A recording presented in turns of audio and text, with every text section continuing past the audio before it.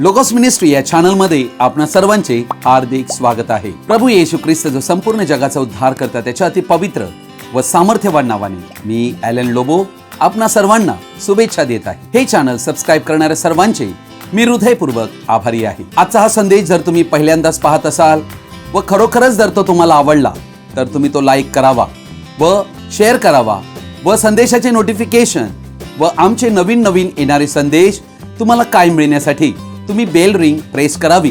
Thank you and God bless you.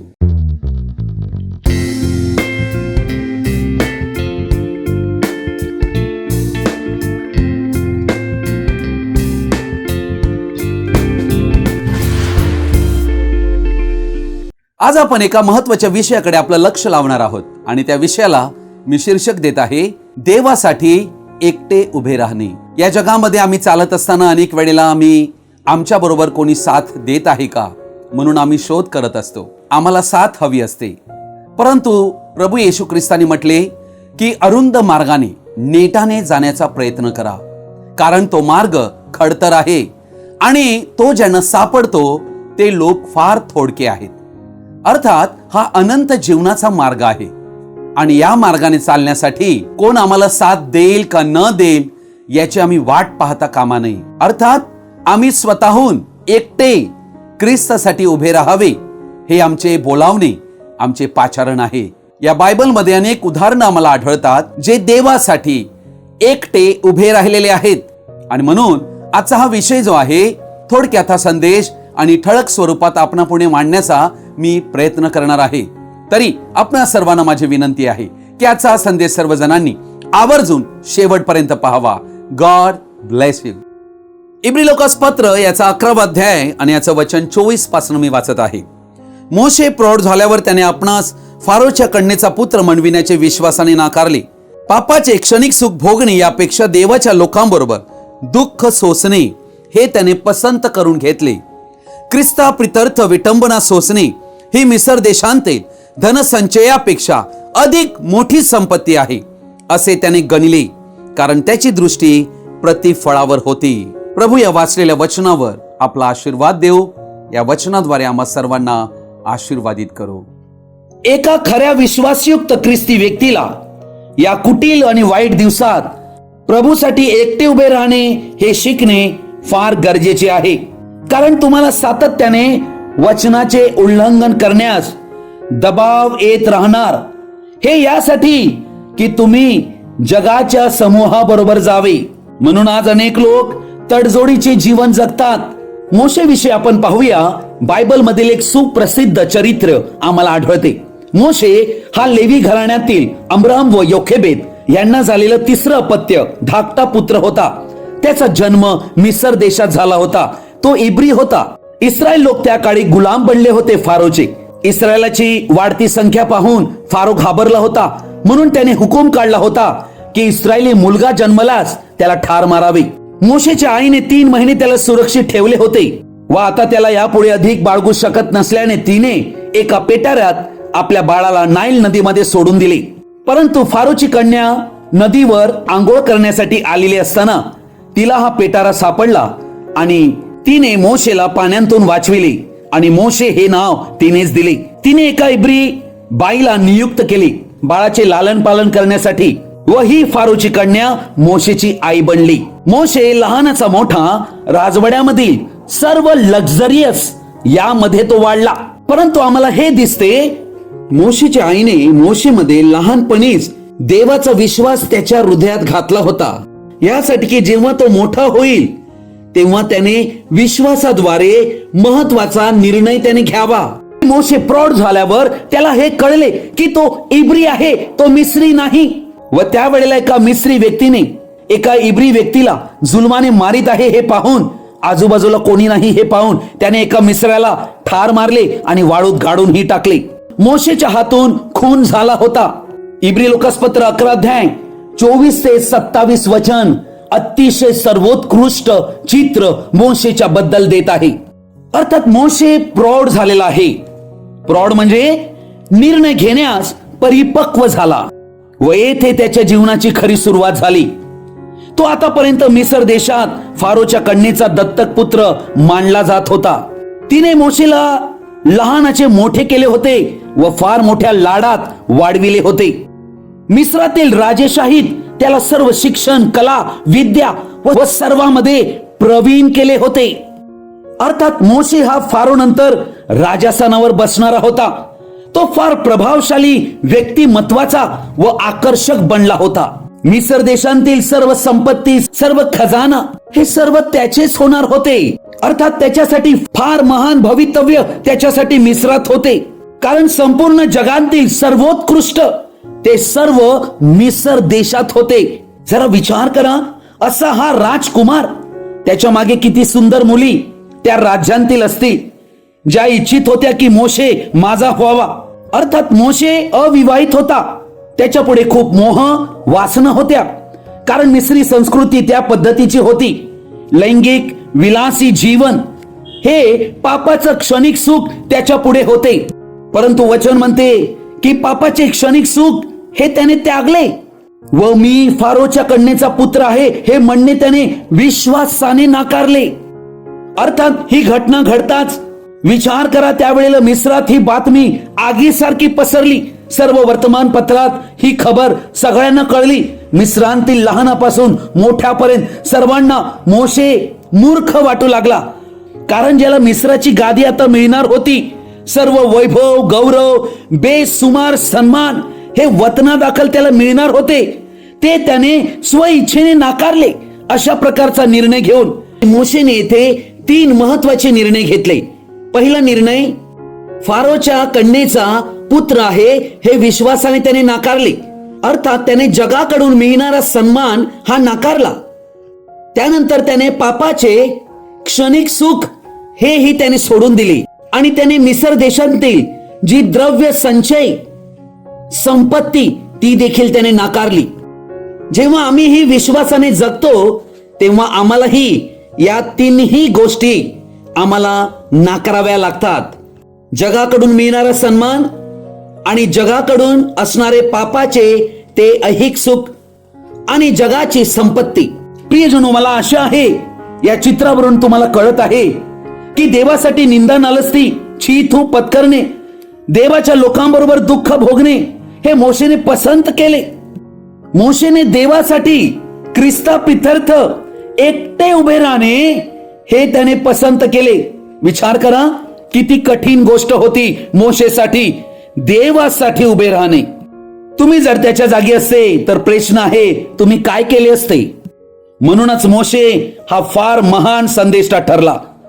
जुन्या कराराचा सर्वाधिक मोठा संदेष्टा मोशे होता. ख्रिस्तासाठी आज लोक उभे राहतात तेव्हा तो एक अरुंद मार्ग असतो जो फार खडतर असतो. समाज, नातेवाईक, कुटुंबीय फार तिरस्कार करीत असतात, द्वेषाने वागत असतात, ओळख ही दाखवित नसतात, त्यांना प्रभूसाठी उभे राहणारे लोक आवडत नसतात. हीच गोष्ट मोशे बरोबर घडली. वचन म्हणते, परंतु ख्रिस्तासाठी विटंबना सोसणे ही मिसर देशांतील धनसंचयापेक्षा अधिक मोठी संपत्ती आहे असे त्याने गणिले.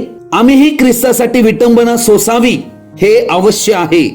27 वचन म्हणते, तो राजाच्या क्रोधाला न भीता विश्वासाने मिसर देश त्याने सोडला. अदृश्य गोष्टींकडे त्याने लक्ष लावले. पहा, एकेकाळी सोन्याच्या ताटात जेवलेला, पायाला कधी चिखलही न लागलेला असा हा व्यक्ती मिद्यानात सासऱ्याच्या मेंढ्या पाळू लागला. देवासाठी उभे राहण्यासाठी किंमत मोजावी लागते. मोशेने ते करून दाखविली. म्हणूनच आज मोशे आमच्या समोर एक सर्वोत्कृष्ट उदाहरण आहे जो देवासाठी एकटा उभा राहिला.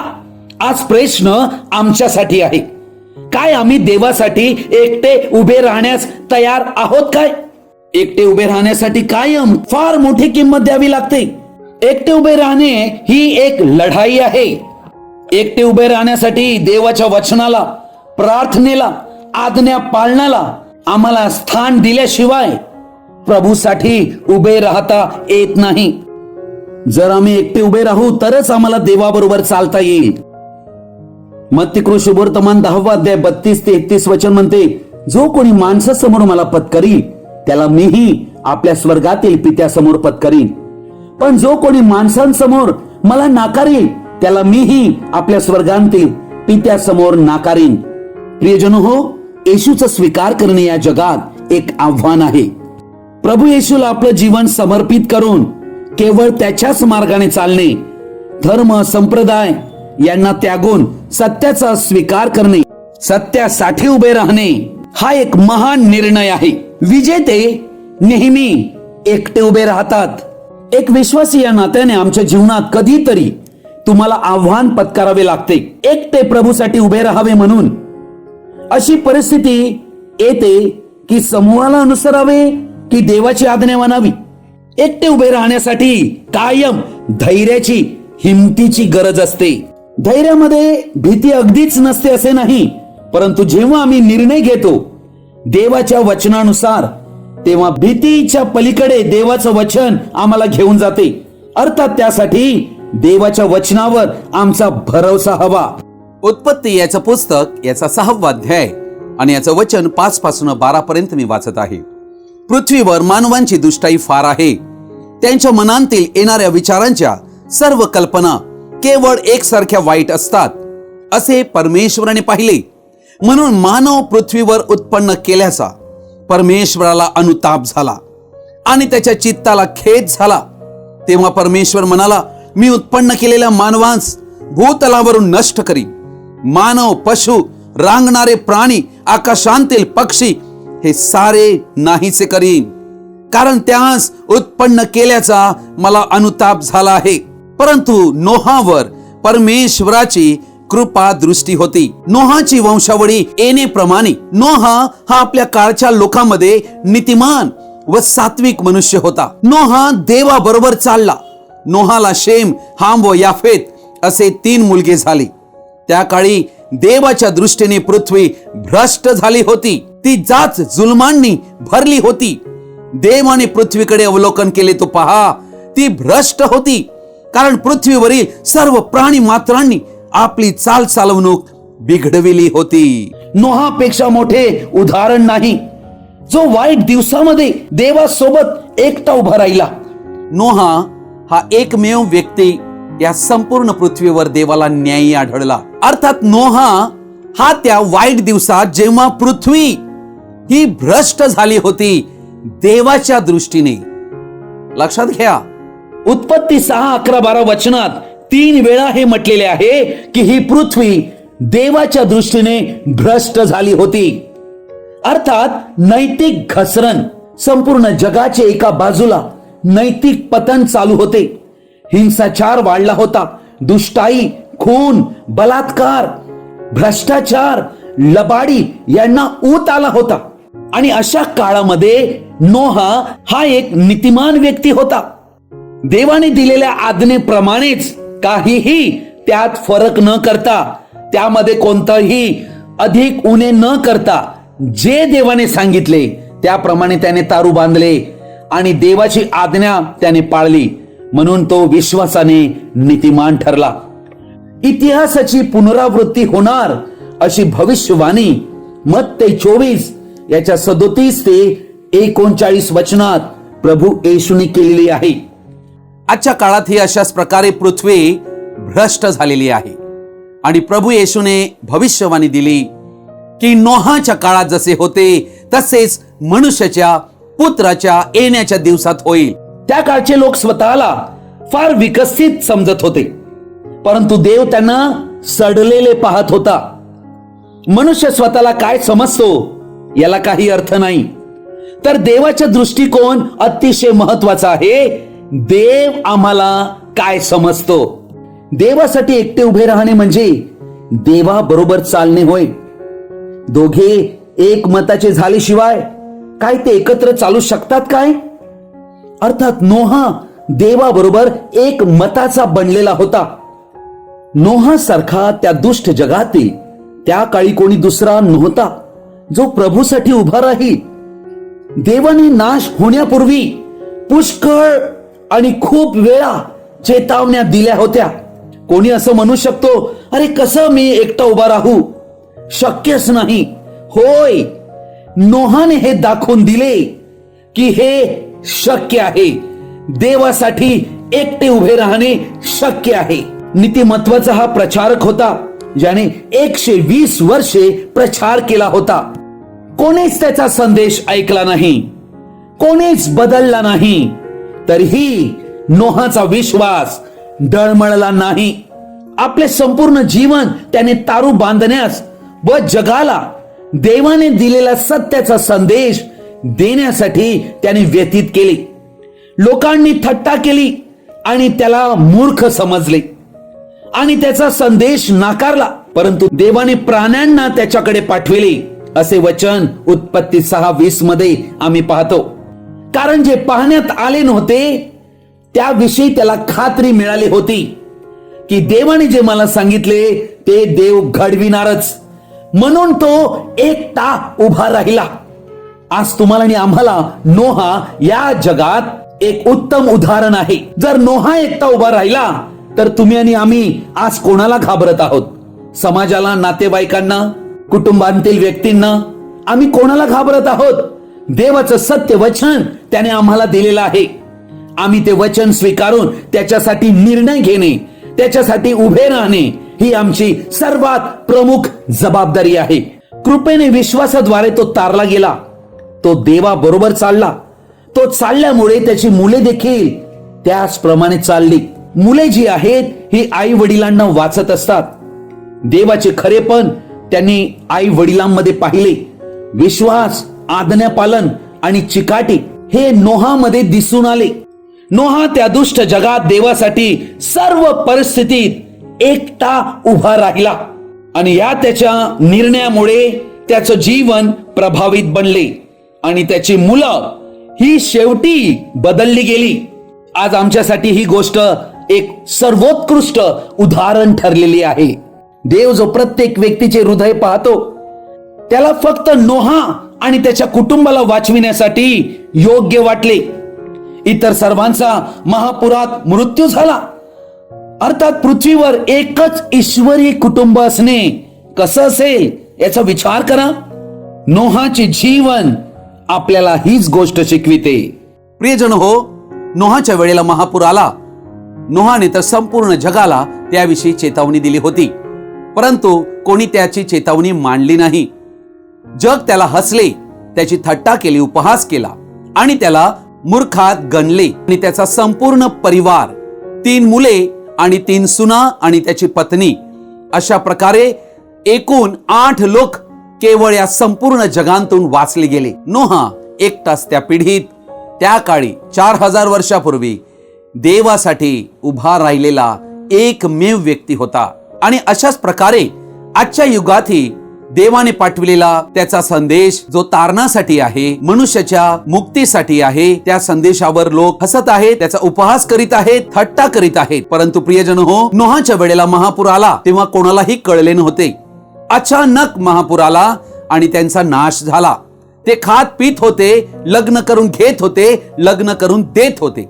तसाच आजच्या या क्षणाला देवाचा न्याय या पृथ्वीवरही येणार आहे. आणि म्हणूनच प्रियजन हो, तुम्हाला आणि आम्हाला या युगामध्ये प्रभूसाठी एकटे उभे राहणे गरजेचे आहे. नोहासाठी त्या काळात एक आव्हान होते. देवासाठी उभे राहणे हा एक अद्भुत निर्णय आहे आणि देवाची इच्छा आहे की हा निर्णय आम्ही स्वयंभूत स्वतःहून घ्यावा. गणना याचं पुस्तक याचा 13वा अध्याय आणि या 13व्या अध्यायात आम्ही पाहत आहोत की मोशेने 12 हेर कनान देश हेरण्यासाठी इस्रायलाच्या 12 वंशांतून प्रमुख नेमून त्यांना पाठविले होते, यासाठी की त्यांनी कनान देशात काय आहे त्याची सविस्तर माहिती आम्हाकडे येऊन परत द्यावी. अर्थात आम्ही पाहत आहोत की हे 12ही हेर जाऊन आले, त्यांनी अनेक फळं आणली आणि तो देश फार उत्तम आहे अशी खबरही त्यांनी कळविली. परंतु या 13 अध्यायात आम्ही एक अद्भुत गोष्ट पाहतो की त्यांनी त्या ठिकाणी कनान देशात महाकाय प्राणी पाहिले, जे बलवान लोक होते, अतिशय उंच. ते उंच लोक पाहिल्यावर त्यांचा जीव गळाला. अर्थात देवाने त्यांना म्हटले होते की मी तुम्हाला कनान देश देईन. पण त्यांनी देवाच्या दृष्टिकोनातून पाहण्याऐवजी त्यांनी आपल्या स्वतःच्या दृष्टिकोनातून त्या व्यक्तींना पाहिले जे त्यांना महाकाय वाटले, फार बलवान वाटले. आणि या कारणामुळे आम्हाला ही गोष्ट आढळते की 12 हेर होते, अर्थात 12 जणांनी एकच अनुभव घेतला होता, परंतु हे 10 जण जे होते त्यांनी संपूर्ण मंडळीमध्ये गोंधळ माजविला. संपूर्ण मंडळी अविश्वासात गेल्या कारणाने फार गोंधळ इस्रायलाच्या मंडळीमध्ये पसरला.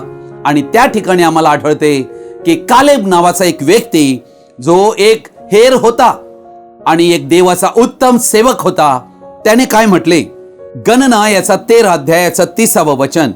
तेव्हा मोशेच्या समोर लोकांना शांत करून कालेब म्हणाला, आपण त्या देशावर, कनान देशावर आताच्या आता हिम्मत धरून चढाई करून जाऊ आणि तो घेऊ, कारण तो जिंकण्यास आपण पूर्णपणे समर्थ आहोत. पण जे पुरुष त्याच्या बरोबर गेले होते ते म्हणाले, त्या लोकांवर स्वारी करण्यास आपण मुळीच समर्थ नाही, कारण ते आपल्याहून बलाढ्य आहेत.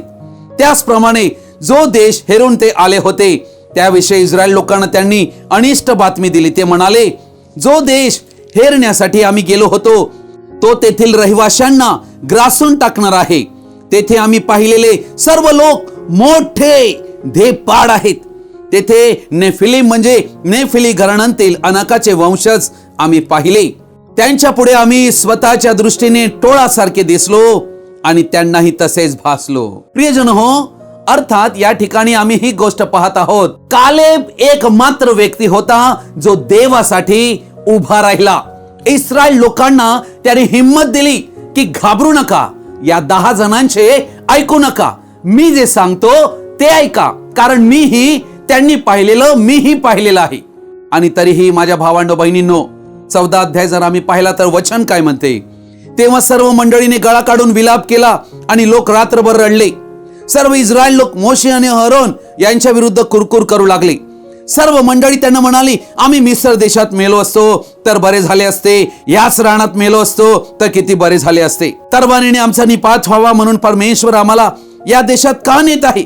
आमच्या बायका मुलांची लूट होईल, आम्ही मिस्र देशात परत जावे हेच बरे नव्हे काय? ते आपसात म्हणाले, आपण कोणाला तरी पुढारी करून मिस्र देशात परत जाऊया. तेव्हा मोशे व अहरोन तेथे जमलेल्या इस्रायलाच्या सर्व मंडळी समोर पालथे पडले.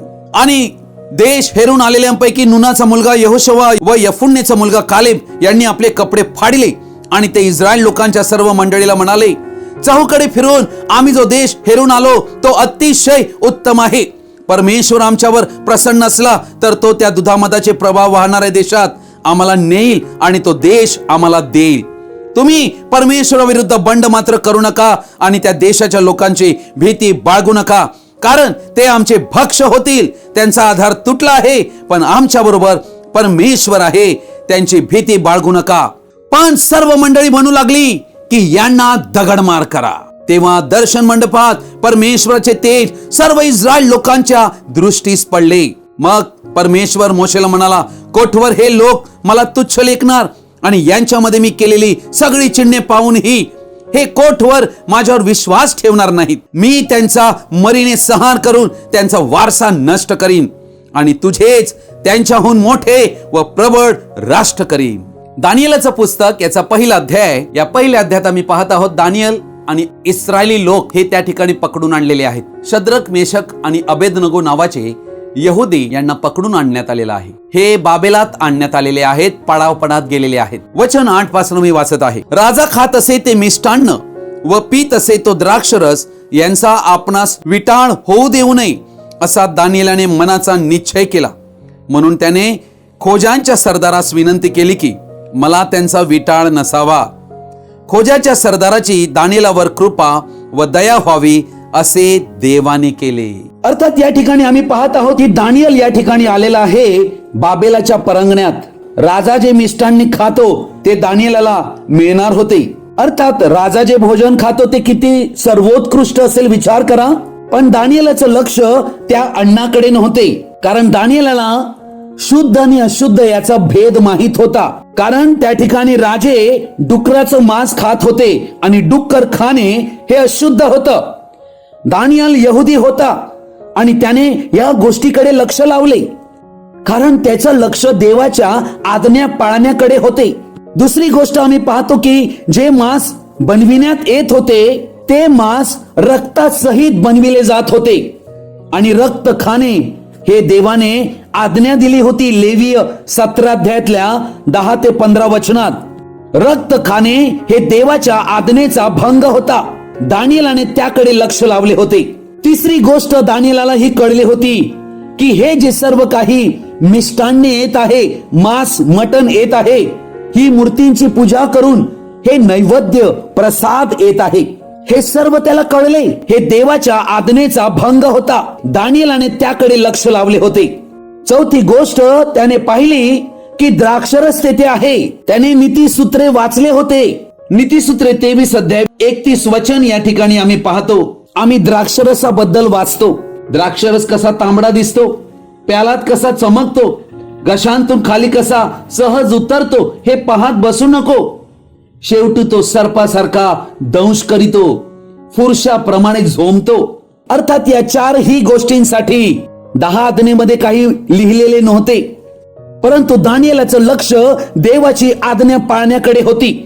दानिएलाने इतर कोणी काय करतात याकडे पाहिले नाही, पण दानिएलाने आपल्या मनात दृढ निश्चय केला.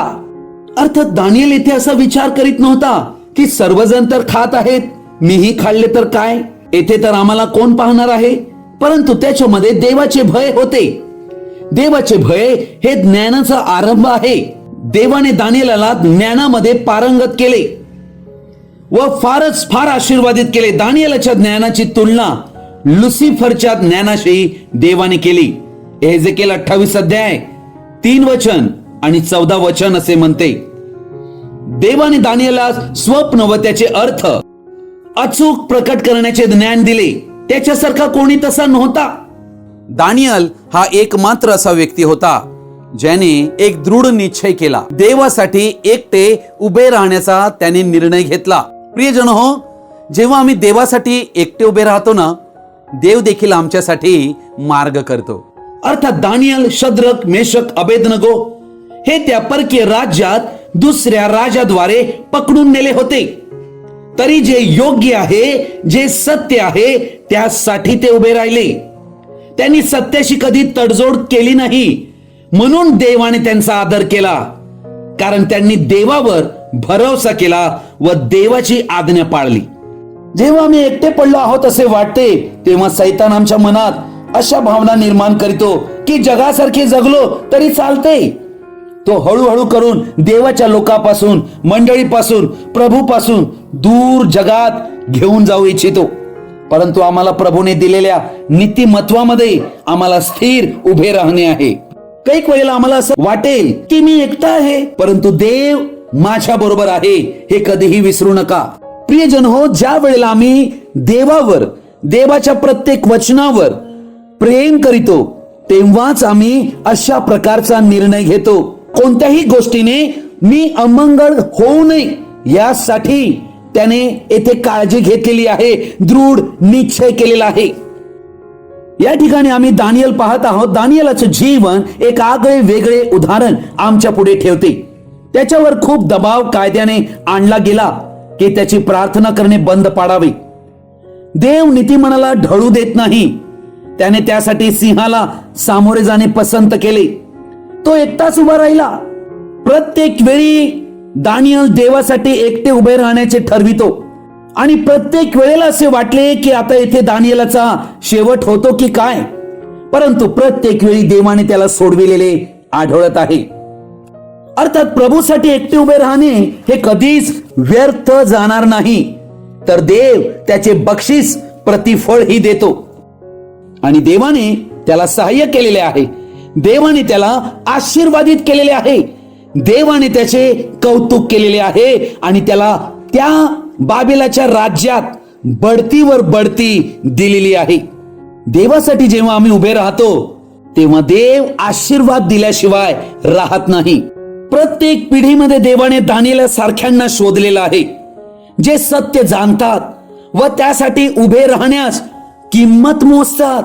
जे एकटे उभे राहतात त्यांचे जीवन फार प्रभावी ठरते इतरांसाठी व त्याद्वारे देवाचा गौरव होतो. अर्थात देवच आमच्या बाजूला उभा असतो. म्हणूनच संत पौल म्हणतो की येशू ख्रिस्ताद्वारे मी सर्व काही करावयास समर्थ आहे. प्रियजन हो, ज्या वेळेला आम्ही देवावर पूर्ण मनाने, पूर्ण जीवाने, पूर्ण शक्तीने प्रीती करीतो, आम्ही त्याच्यासाठी उभे राहण्यास तयार होतो.